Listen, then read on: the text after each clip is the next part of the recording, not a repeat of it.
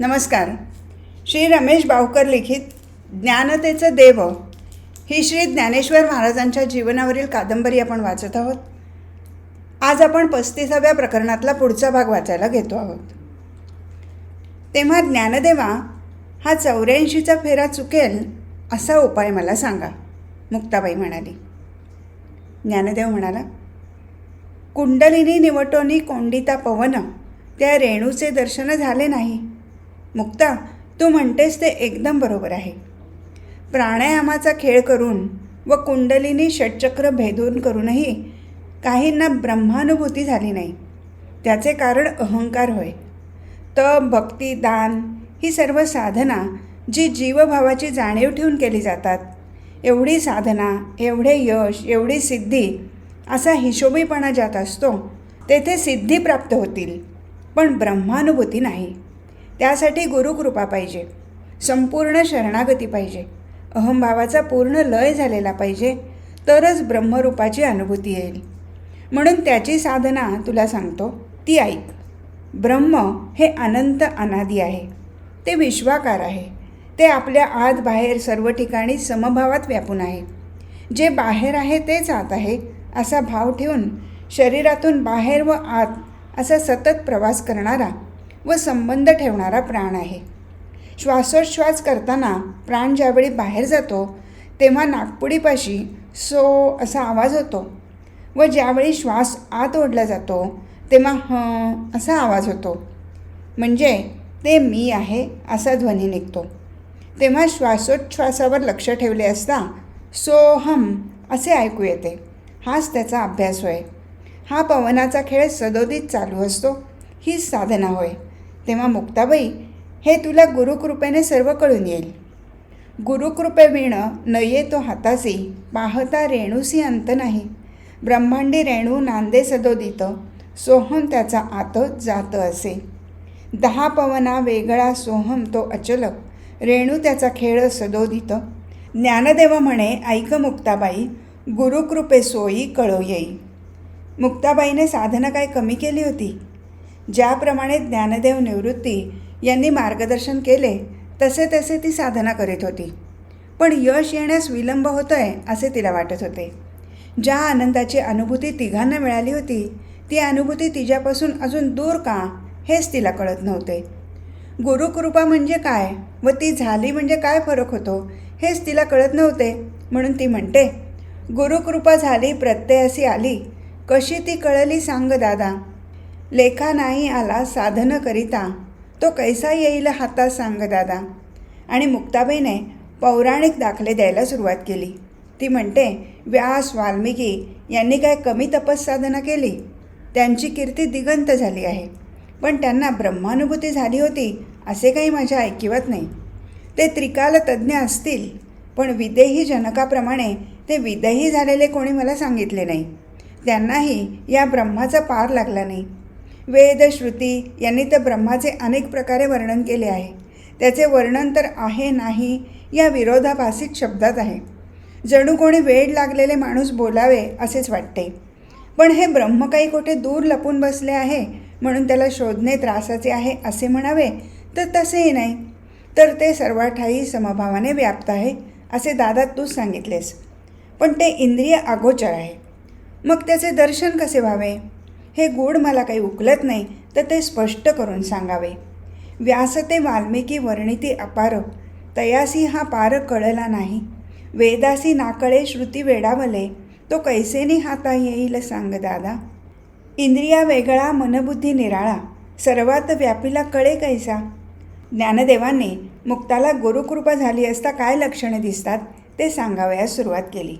मुक्ता, गुरुला शरण गेल्याशिवाय म्हणजे अहंभावाचा लय झाल्याशिवाय गुरुकृपा होत नाही. अहंभावाची जागृती ही मनातच असते. बुद्धी ही विवेकी असते. त्यामुळे अहंभावाचा लय म्हणजे मनाचं लय होय. म्हणजे गुरुकृपेची पौर्णिमा होताच मनाचा लय झालेला असतो. चंद्रमा मनसो जाता या उक्तीप्रमाणे चंद्र हेच मन आहे. म्हणून गुरुकृपारूपी पौर्णिमेच्या दिवशी चंद्ररूपी मनाचा अस्त होतो.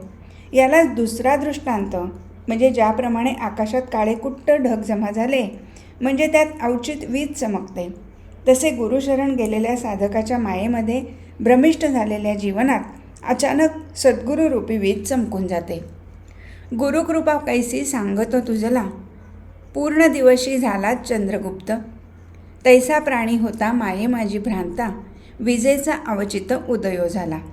आणि मग ज्याप्रमाणे अमावस्येच्या चंद्रावर दिवसेंदिवस एक एक कला वाढत जाऊन तो पौर्णिमेला पूर्ण होतो, तसे गुरुकृपा होण्याच्या क्षणी शिष्यालाही पूर्ण बोध झालेला असतो.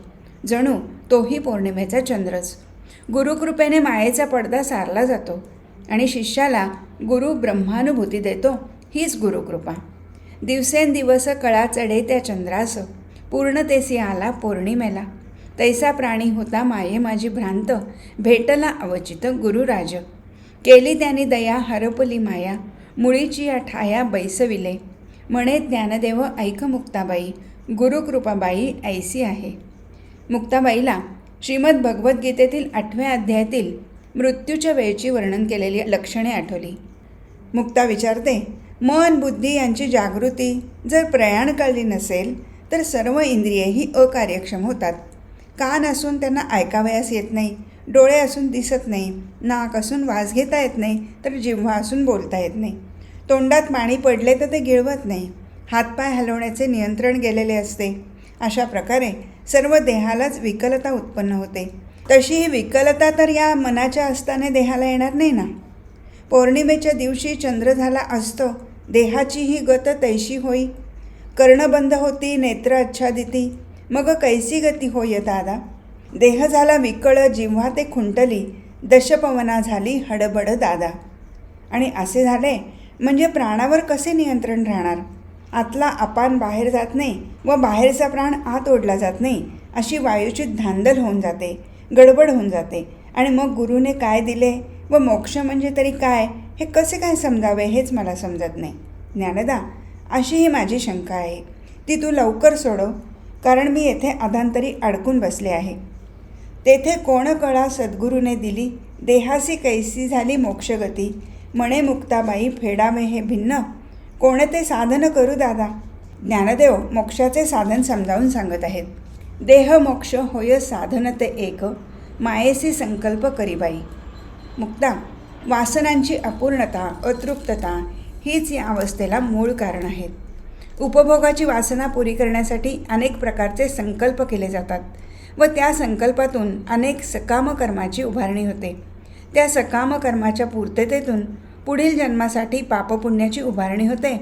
तर आत्मतुष्टतेने वासना उत्पन्न होत नाहीत. जेथे वासना नाहीत तेथे संकल्प नाहीत. मुक्ता, दुसरी गोष्ट, वासना या उपभोगातून उत्पन्न होतात. उपभोग हा द्वैतातून उत्पन्न होतो. द्वैत हे अज्ञानातून उत्पन्न होते व अज्ञान हे मायेमुळे उत्पन्न होते. तेव्हा ब्रह्म हे सर्वत्र समभावाने व्याप्त आहे. हा मनाचा निश्चयच मायेचा निराश करू शकतो. हा निश्चय कसा करावा तर ध्यान करताना सद्गुरू स्मरण करावे. श्वासोश्वासावर लक्ष केंद्रित करून ओंकाराचा ध्वनी करावा. ओंकारच गुरुस्वरूप असतो हे ध्यानी घ्यावे आणि मग सोहमचा जप श्वासावर जपावा.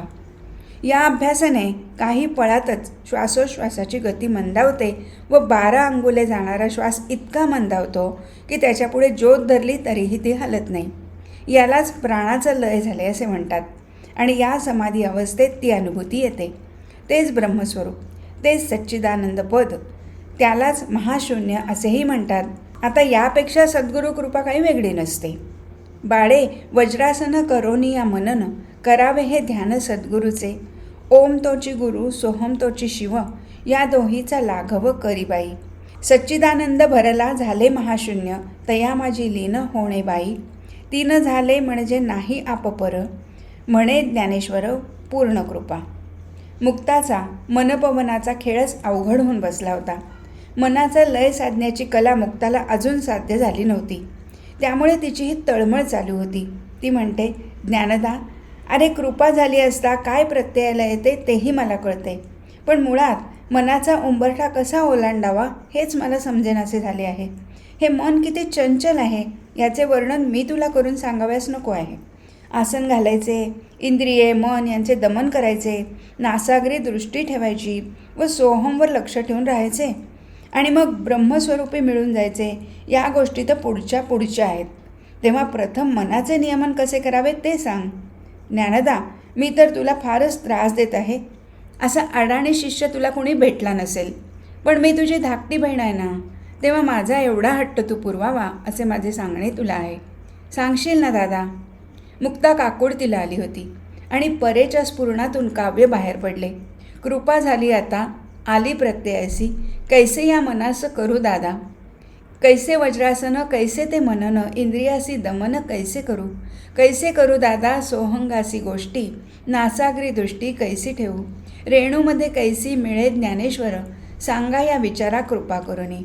दाकुटे भावंड घाली तसे आळ, मुक्ताबाई लढीवाळ तुमची दादा.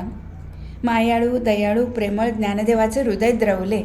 ते म्हणाले, बाळे मुक्ताबाई, तुला का सांगणार नाही मी. सद्गुरूचरणी मन अर्पण करावे आणि सद्गुरूच्या उपदेशाप्रमाणे उपासना करावी. ज्ञानदेव म्हणे, ऐका मुक्ताबाई, सद्गुरूचे पायी मन ठेवी. करी निजध्यास सोहंगाचा बाई, इंद्रियासी नाही रीघ तेथे. सद्गुरूने उपदेश केल्याप्रमाणे आसन घालून सोहमचा जप करावा. सद्गुरूचरणी मनाचा लय झाला असल्याने इंद्रियही लय पावतात. त्यामुळे ती उपासनेमध्ये गडबड करत नाहीत. अशा पद्धतीने उपासना झाली असता कुंडलिनी जागृत होते. तिचे एक एक चक्र भेदन होत असता ती पंचमहाभूतातील पृथ्वी, आप, तेज या महाभूतांना खाऊन टाकते. मन, बुद्धी, अहंकाराचा लय होतो. शरीरातील सप्तधातू, मज्जा, अस्थी यातील अशुद्धता संपून जाते. एवढेच काय, पण रोमबीजही जळून जातात. शरीरातील उष्णतेने त्वचेचा बाह्य पदर जळून जातो व धान्यावरील कोंडा उडून जावा तसा तो कातडीवरील कोंडा उडून जाऊन नवीन त्वचा दिसू लागते. त्यावेळी तापून तप्त झालेल्या सोन्याप्रमाणे देहाला कांती येते आणि जीवाशिवाची गाठ पडून त्या दोघांचा ब्रह्मस्वरूपी लय होतो. त्यावेळी ज्या तेजाचा प्रत्यय येईल ते कोटी सूर्याप्रमाणे असेल. तेव्हा आता मुक्ता, तू एवढेच कर की जो स्वयंभू परमेश्वर ब्रह्म आहे तो समभावाने सर्वठाई भरला आहे अशी धारणा कर. बस, यापेक्षा आता काही उपदेश राहिला नाही.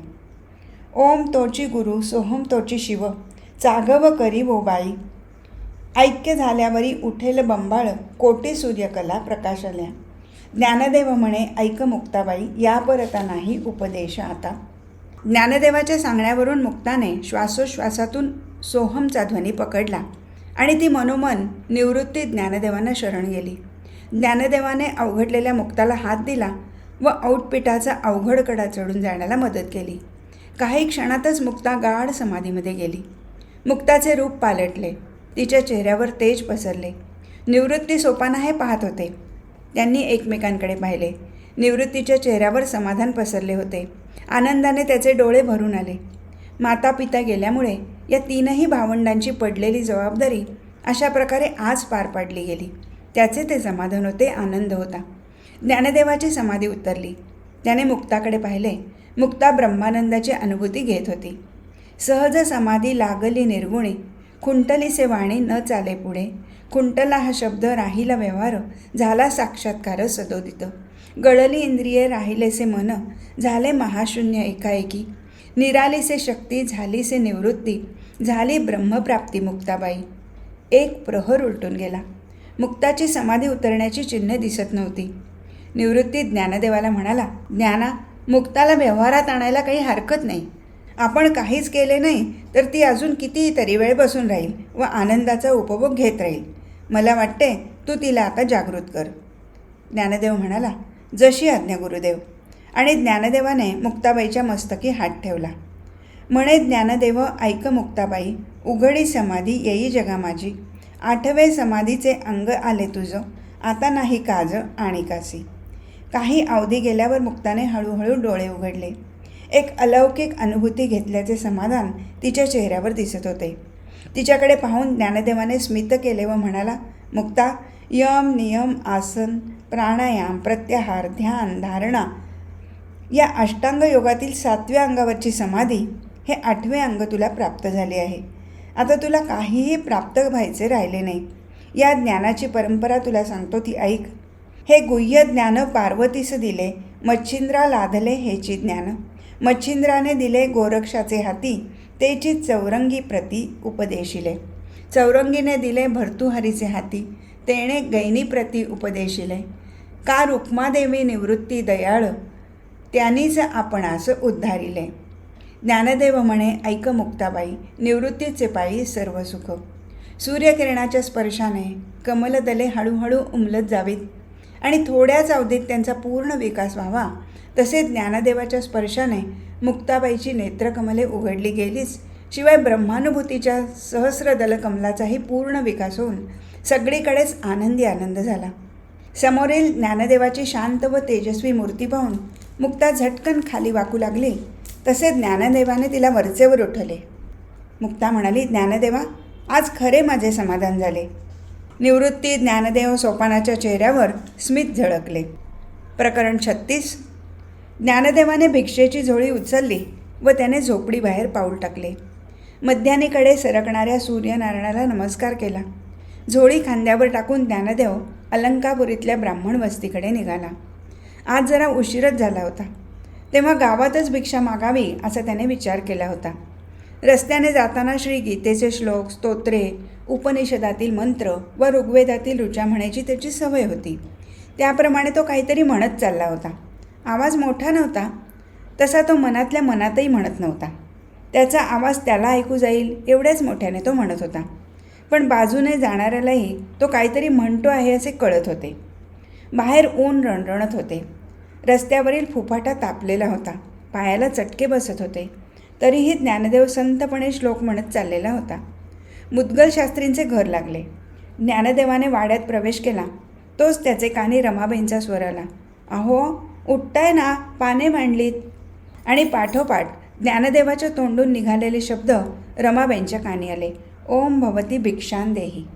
ज्ञानदेवाचे शब्द हवेत विरतात न विरतात तोच रमाबाई एक अन्नाने भरलेले ताट घेऊन बाहेर आल्या. बाहेर डोकावत रमाबाई म्हणाल्या, कोण? ज्ञाना का? बरे झाले बाबा, अगदी वेळेवर आलास. कर झोळी पुढे. मुद्गल शास्त्री म्हणाले, अहो ऐकलं का? मलासुद्धा वाटतं बरे या मुलांना मदत करावी, पण काय करू? मला या ब्राह्मणाचे भय वाटते. अगं, आपल्यावरही ग्रामण्य करायला हे लोक भिणार नाहीत. म्हणून वाटते, ज्ञाना, तू रोज येत जाऊ नकोस बाबा. हो, मात्र अधूनमधून जरूर येत जा. हे काय हे असे बोलणे? असे कधी दारी आलेल्या अतिथीला बोलत असतात? अतिथी देवो भव हा धर्म तुम्ही विसरता कसे? कोण ग्रामण्य करणार आहे आणि काय म्हणून? दारी आलेल्या अतिथीला आणि या अशा निष्पाप मुलाला मी परत पाठवणार नाही. अहो, पोटी संतान नाही आणि या निष्पाप मुलाचे काय मी तळतळाट घेऊ? काय वाटेल ते होऊ दे, मी भिक्षा वाढणारच. रमाबाईंच्या डोळ्यातून आसवे वाहू लागली. त्या ताट घेऊन ज्ञानदेवासमोर उभ्या राहिल्या. ज्ञानदेवाने झोळी पुढे केली नाही. ज्ञानदेवा, तुला राग आला त्यांच्या बोलण्याचा? नाही मातोश्री. आणि ज्ञानदेवाच्या मुखातून निघालेला मातोश्री शब्द ऐकून रमाबाईंना अधिकच गहिवर आला. डोळ्यात जमा झालेल्या आसवांमुळे त्यांना ज्ञानदेवाचा चेहरा स्पष्ट दिसत नव्हता. मातोश्री, आपण आधी अश्रू पुसा. का आपल्याला पुत्रच झाला नाही? नाही बाळा, अजून माझी कूस उजवली गेली नाही. मातोश्री, मला आई एक गोष्ट सांगत असे. श्रीकृष्ण हट्ट करतो, खोड्या करतो म्हणून यशोदा गजाननाला एक नवस बोलली होती की श्रीकृष्णाच्या तक्रारी जर कोणीही 1 महिनाभर सांगितल्या नाहीत, म्हणजेच तो चांगला वागू लागला की गजाननाला 21 मोदकांचा नैवेद्य दाखवेन. आणि गजानन नवसाला पावला. मातोश्री, तुम्ही का नाही असा नवस करीत? तुम्हालाही गजानन पावेल व तुमची कामना पूर्ण होईल. रमाबाई आनंदून गेल्या. त्या म्हणाल्या, होय ज्ञानदेवा, तसे व्रत केल्यास मलाही गजानन पावेल. मी आता येणाऱ्या संकष्टीपासूनच सुरू करते व्रत. रमाबाईंनी डोळे पुसले. ज्ञानदेवाने झोळी पुढे केली. रमाबाईंनी ताट झोळीत रिकामे केले. श्लोक म्हणत ज्ञानदेव वाड्याच्या बाहेर पडल्या. थोड्याच अंतरावर गणेश भट्टांचे घर होते. तेथे भिक्षा घेऊन ज्ञानदेवाने विसोबांचे घर गाठले. विसोबा ओसरीवरच होते. ओम भवती भिक्षां देही. ज्ञानदेवाचा प्रवेश होताच ओसरीवर असलेल्या सुशिलाबाई आत चालल्या. अहो, आत कुठे चाललात? थांबा. सुशिलाबाई थांबल्या. विसोबांनी आपला मोर्चा ज्ञानदेवाकडे वळवला. काय रे, तुला एकदम वाड्यात यायला लाज वाटली नाही? अरे, आईबापाला घालवून बसलात आणि तो बाप तरी केवढा मूर्ख, स्वतः देहत्याग केला. मग मागे पोरांचे काय होईल याचा विचार नको करायला. सर्वप्रथम पोरे गंगेमध्ये ढकलून द्यायची, मग आपण उडी टाकायची. ते सोडून देऊन पोरे दिली सोडून आमच्यावर व आपण गेले मरून. आता ही कीड समाज पोखरून टाकेल. जा रे पोरट्या, येथे भिक्षा मिळणार नाही. जा म्हणतो ना. हो चालता बघू. ज्ञानदेव जागचा हल्ला नाही. विसोबा पुन्हा ओरडून, अरे बहिरा आहेस की काय? सांगितलेले ऐकू येत नाही? ज्ञानदेव म्हणाला, भूदेव, मला ऐकायला येते. दारी आलेल्या अतिथीला जर आपणास भिक्षा घालायची नसेल तर आपण नाही म्हणा, पण असे अपशब्द आपण बोलू नयेत. माझ्या पित्याने मातेने धर्मपीठाने सांगितलेले देहांतेचे प्रायश्चित्त घेतलेले आहे. धर्मपीठाने आम्हा मुलांसहित देहांत प्रायश्चित्त घ्यावयास सांगितले नव्हते. तसे सांगितले असते तर कदाचित तसेही प्रायश्चित्त घेतले असते. तेव्हा त्या गोष्टी बोलून काय उपयोग? आपणास भिक्षा द्यावयाची नसल्यास देऊ नका, हा मी जातो. आणि ज्ञानदेवाने पाठ फिरवली व तो चालू लागला. तोच सुशीलाबाई, ज्ञानदेवा थांब. ज्ञानदेव थांबला. विसोबा ओरडले, अहो थांब काय? त्याने तुमच्या नवऱ्याची एवढी निंदा केली, उलट उत्तरे दिली, आणि तुम्ही भिक्षा देऊन त्याचा गौरव करणार आहात काय? आपण धर्माचे कैवारी आहात. धर्माची धुरा तुमच्या खांद्यावर आहे. तेव्हा धर्माला बाधा आणणाऱ्याविषयी तुम्ही बोललात. ते तुमचे कर्तव्य तुम्ही केलेत. आता गृहिणी म्हणून माझे कर्तव्य मला करू द्या. मुलांची भूक काय असते ते आईला चांगले कळते, आणि मलाही 4 मुले आहेत. तेव्हा त्यांच्या भुकेला जर 4 घास मी त्यांना दिले नाहीत तर त्यांचा तळतळाट लागेल मला. तुम्हाला कदाचित त्याची जाणीव होणार नाही. असे म्हणून सुशीलाबाई आत गेल्या व त्यांनी ताट भरून तांदूळ आणले व ज्ञानदेवासमोर धरले. मातोश्री, आपणास आमच्या तळतळाटाची जर भीती वाटत असेल तर चिंता करू नका. आपण आम्हाला काहीही दिले नाही तरी आमचा तळतळाट तुम्हाला लागणार नाही. आम्ही भिक्षेची जोडी हाती घेतली तेथेच सर्व काही आले. दात्याच्या इच्छेचा प्रश्न असतो. त्यांनी दिले तर जितके दिले व जे दिले ते घेणे, अन्यथा तसेच माघारी जाणे हा याचकाचा धर्म आहे. याचक दात्यावर सक्ती करू शकत नाही. तेव्हा आपण ते परत घेऊन गेलात तरी चालेल. सुशीलाबाईंच्या डोळ्यात पाणी उभे राहिले. किती शांत मन होते ज्ञानदेवाचे. केवढे दुःख व अपमान त्याने सहज गिळला होता याची सुशीलाबाईंना जाणीव झाली. त्यांनी डोळ्यांना पदर लावून डोळे टिपले व त्या ज्ञानदेवाला म्हणाल्या, घे बाळ, मी तुझ्या बाबतीत तसे म्हटले नाही, कर झोळी पुढे. ज्ञानदेवाने झोळीचे तोंड उघडले व सुशीलाबाई ताट पुढे करू लागल्या.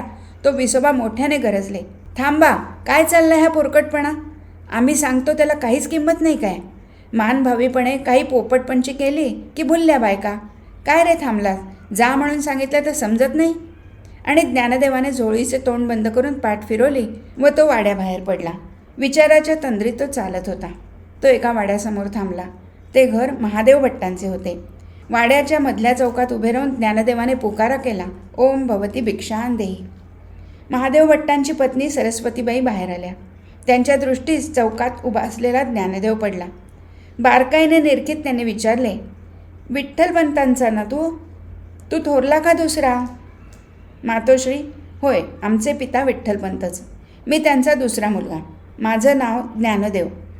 खरोखरी सुरेख नावे ठेवली आहेत हो मुलांची, आणि मुलेही नावे सार्थ करीत आहेत. थांब ह बाळ, मी देते तुला काहीतरी. असे म्हणून त्या आत गेल्या. त्यांनी ताट भरून तांदूळ आणले. ओसरीच्या पायऱ्या उतरून त्यांनी ते ताट पुढे केले. ज्ञानदेवाने झोळीचे तोंड उघडे केले. सरस्वतीबाईंनी तांदळाचे ताट वाकडे केले, पण तांदूळ ज्ञानदेवाच्या झोळीत पडण्याऐवजी खाली सांडले व ज्ञानदेव वाड्याच्या चौकाच्या कोपऱ्यात जाऊन पडला. सरस्वतीबाई आश्चर्याने वर पाहू लागल्या तर त्यांच्यासमोर त्यांचा पतीच महादेव भट्टांचा रुद्रावतार उभा होता. सरस्वतीबाई ज्ञानदेवाच्या झोळीत काहीतरी घालत आहेत हे सिद्धेश्वराची पूजा उरकून परतलेल्या महादेव भट्टांनी दारातूनच पाहिले. तेव्हा विजेच्या चपळाईने पुढे होऊन त्यांनी ज्ञानदेवाच्या दंडाला हात घातला व त्याला एक हिसडा दिला. त्याबरोबर ज्ञानदेव मागे ओढला गेला व कोपऱ्यात फेकला गेला. सरस्वतीबाईंनी घडलेला प्रकार पाहिला. त्या काही बोलणार तोच महादेव भट्ट कडाडले. त्यांचा तोल गेला. ते म्हणाले, हे काय पाहतोय मी आपणाला बजावले होते या संन्याशाच्या पोरांना काही द्यायचे नाही म्हणून. ही कीड नष्ट व्हावी म्हणून आम्ही आटापिटा करतो आहोत, आणि तुम्ही त्यांना एवढे अन्न देऊन पोचता आहात आणि समाजातील ही बाणगुळे वाढवत आहे. सरस्वतीबाईंनी महादेव भट्टांच्या बोलण्याकडे दुर्लक्ष केले व त्या म्हणाल्या, काय केले ते आपण एवढी सिद्धेश्वराची पूजा करता, रुद्र म्हणता व अतिथी धर्माचे पालन करत नाही. संन्याशाची असली तरी ती मुलेच ना. आपल्या धर्मपीठाने निर्णय दिल्याप्रमाणे त्यांच्या मातापित्यांनी देहांत प्रायश्चित्त घेतले ना, तेव्हा आता या मुलांचा काय दोष? त्यांच्या मातापित्यांनी देहांत प्रायश्चित्त घेतले म्हणजे आमच्यावर उपकार केले नाहीत, कळले का? आणि शिवाय संन्याशाच्या पोटी जन्माला येण्याचा गुन्हा त्यांनी केला आहे, तेव्हा त्यांनाही देहांताचीच शिक्षा दिली पाहिजे हे पण समजून घ्या. त्यावेळी नागेश्वर शास्त्रीने विठ्ठलपंतांना सांगितले होते की या मुलांनी पैठणच जावे व तेथे धर्मपीठासमोर त्यांचा निर्णय घेण्यात येईल. तेव्हा या मुलांनी पैठणात जाऊ नये काय? आणि तेथे गेले तरी काय होणार? नागेश्वर शास्त्रीने खाजगीत मला सांगितलेच होते की तेथील धर्मसभेत या 4ही मुलांना देहांताची शिक्षा देऊन हे बीज नष्ट करण्यात येईल, कळलं? सरस्वतीबाईंनी ते भयंकर शब्द ऐकताच कानावर हात ठेवले. हर हर, काय ऐकते आहे मी? नका नका, तुम्ही या पापाचे वाटेकरी हो. त्यांच्या दैवगतीने जे होणे असेल ते होऊ द्या, पण आपणाकडून तरी आपल्या धर्माचे पालन करावे. मला देऊ द्या त्याला भिक्षा, आपण त्यामध्ये येऊ नये. असे म्हणून सरस्वतीबाई पुन्हा तांदूळाने ताट भरून घेऊन आल्या. त्या ज्ञानदेवाला म्हणाल्या, ये ज्ञानदेवा, हे घे तांदूळ. स्वतःला सावरत ज्ञानदेव उठला. त्याच्या डोक्याला मार लागला होता, थोडे रक्तही येत होते. सरस्वतीबाईंना ते दिसले. त्या घाईघाईने ज्ञानदेवाजवळ गेल्या व त्याच्या डोक्याची जखम पाहू लागल्या. महादेव भट्टांच्या मस्तकातून तिडीक गेली. ओसरीवरून ते घाईघाईने पायऱ्या उतरू लागले, तोच त्यांचा पाय घसरला व ते पडले. पुढे झालेल्या सरस्वतीबाई मागे फिरल्या. ज्ञानदेवही झटकन पुढे झाला. त्याने व सरस्वतीबाईंनी महादेव भट्टांना उठवण्याचा प्रयत्न केला, पण काय, महादेव भट्टांचे कमरेपासूनचे खालचे अंगच लोळे पडले होते. पतीची ही अवस्था पाहून सरस्वतीबाईंना रडूच कोसळले. ज्ञानदेव म्हणाला, काकू, आपण असा धीर सोडू नका. आपण यांना ओसरीवर नेऊन झोपवू आणि मी वैद्यांना पाठवून देतो. सरस्वतीबाई व ज्ञानदेवाने मिळून महादेव भट्टांना उचलण्याचे ठरवले. एका बाजूने हात देण्यासाठी ज्ञानदेव पुढे झाला. ज्ञानदेव जवळ जाताच महादेव भट्ट अंग सावरण्याचा प्रयत्न करता करता ओरडले, शिवू नकोस कारट्या, मी येथे मेलो तरी चालेल. अहो, तुम्हाला चालत असेल, पण मला चालायचे नाही ना. धर रे ज्ञाना. ज्ञानदेवाने पोटरीपाशी हात घालून त्यांचे पाय उचलले. सरस्वतीबाईंनी त्यांना बगलेत हात घालून उचलले व ओसरीवर आणून निजवले. सरस्वतीबाईंनी ताट भरून आणलेले तांदूळ ज्ञानदेवाला देण्यासाठी हातात घेतले. तोच महादेव भट्ट ओरडून बोलले, अहो हे काय, हा एवढा अपशकुन झाला. तुमचा पती येथे लुळा होऊन पडलेला तुम्हाला दिसतोय, असा या पोरट्याचा गुण, आणि पुन्हा आपण त्याला तांदूळ घालताय? मागे व्हा. पुढे केलेली झोळी ज्ञानदेवाने तशीच मागे घेतली. काकू, वैद्यांना पाठवून देतो हां, आपण काळजी करू नये, असे म्हणत तो वाड्याबाहेर पडला. जाताना त्याने वैद्यांना सारी हकीकत सांगून महादेव भट्टांच्या घरी जाण्याविषयी निरोप दिला व सिद्धबेटाची वाट धरली. विसोबा महादेव भट्ट यांचे शब्द ज्ञानदेवाच्या कानात घुमत होते. 2 वर्षाचा काळ लोटला आणि अजूनही या ब्रह्मवृंदांच्या वृत्तीत काडीत काही फरक पडला नाही, याचे ज्ञानदेवाला वाईट वाटले. खिन्न मनाने ज्ञानदेवाने झोपडीत प्रवेश केला. सोपाना मुक्ता अंत्याक्षरीचा खेळ खेळत होती. एकीकडे खेळ चालू होता तर दुसरीकडे काम चालू होते. मुक्ताचे हात घरकामात गुंतले होते तर सोपाना तिला मदत करत होता. निवृत्ती ध्यानाला बसला होता. ज्ञानदेवाचे लक्ष निवृत्तीच्या चेहऱ्याकडे गेले आणि निवृत्तीच्या डोळ्याच्या पाण्याखालून 2 थेंब ओघळताना दिसले. निवृत्तीने डोळे उघडून ज्ञानदेवाकडे पाहिले. निवृत्ती उठला. त्याने ज्ञानदेवाला जवळ घेतले. सोपाना मुक्ताने हे सर्व पाहिले. दोघांच्याही डोळ्यातून पाणी वाहत होते. अंत्याक्षरी मालिका मध्येच तुटली. हातातील कामे तशीच बाजूला सारून ती दोघे त्यांच्याजवळ गेली व त्यांनी मिठी मारली. मुक्ताने विचारले, ज्ञानदा, काय झाले आणि ही आसवे कशासाठी? ज्ञानदेवाने घडलेली सर्व हकीकत सांगितली आणि आज इथेच थांबू. हरिओम तत्सत.